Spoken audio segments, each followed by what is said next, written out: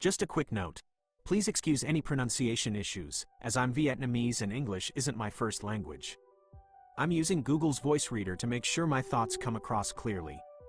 Hey everyone, I watched that crazy MrBeast challenge video, 7 days surviving in a totally abandoned city, and let me tell you, beyond the survival stuff, there were moments that were genuinely chilling, moments where you could almost feel the fear radiating through the screen. I want to walk you through some of those, focusing on what Jimmy and the guys actually went through, how they reacted. Now, obviously, I can't show the video clips here because of copyright, so please forgive me for just painting a picture with words. You really need to watch it yourself to get the full visual impact and truly understand the atmosphere. Imagine stepping into this massive, silent city for the first time. Bombed-out buildings stretch endlessly, casting long, eerie shadows. The emptiness itself feels heavy, oppressive, like anything could be hiding just out of sight. You can sense an underlying tension in how they move, how they speak, right from the very start. The silence is almost too loud. Things get truly real on their very first night there.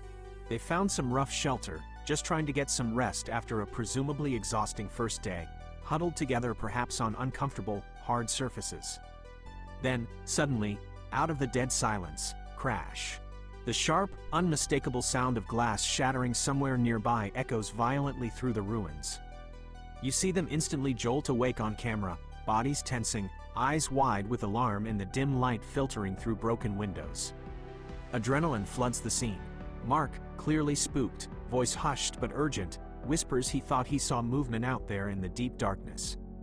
They're left frozen for a moment, scanning the blackness, hearts surely pounding against their ribs, the sudden, terrifying realization dawning. They might not be the only inhabitants of this desolate, sprawling graveyard of a city. The fear of the unknown becomes a palpable presence among them. Later in their week-long ordeal, they venture deeper into the bowels of another decaying structure. Maybe it was an old hotel, or some grand mansion left to rot. It's dark inside, crumbling plaster, the air thick with dust and the smell of decay, every sound amplified in the enclosed spaces. Deep within, their flashlight beams, cutting nervously through the oppressive gloom, catch a fleeting glint of something shiny down a forbidding stairwell. A sign of another person? Despite the obvious danger, perhaps driven by that relentless need for content or just sheer risky curiosity, the decision is made. They have to investigate. You watch, holding your breath, as they descend cautiously, step by careful step, flashlights panning wildly, searching the shadows. Every rustle, every distant creak sounds like a potential threat. They find themselves at the edge of a pitch-black, cavernous hallway, looking down into an abyss so deep they acknowledge that a simple misstep could mean death. The air grows thick with tangible fear as Jimmy voices the chilling probability aloud, the very real chance that someone hostile is lurking just ahead in that darkness, waiting. Their desperate, panicked survival plan says it all. Every man for himself.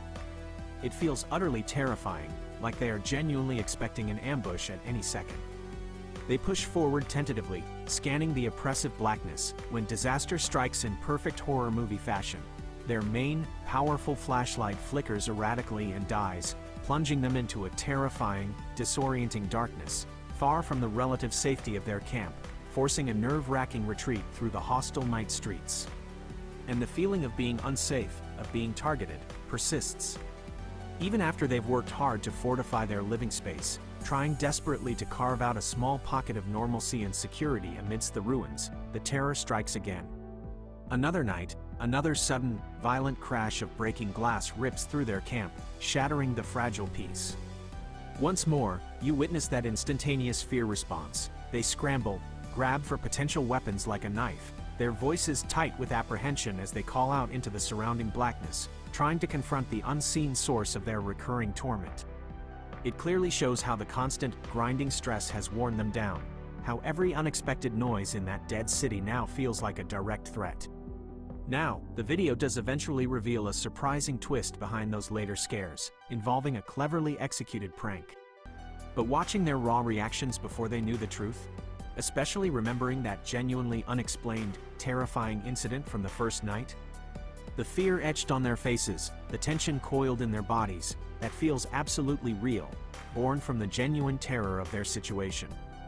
So, while they absolutely showed incredible resilience and resourcefulness throughout that crazy challenge, watching those specific sequences, feeling their panic rise on that first terrifying night, creeping through the suffocating darkness of that abandoned hotel with them, jumping at the sudden, violent noises later on, really highlights the intense psychological fear they were forced to battle.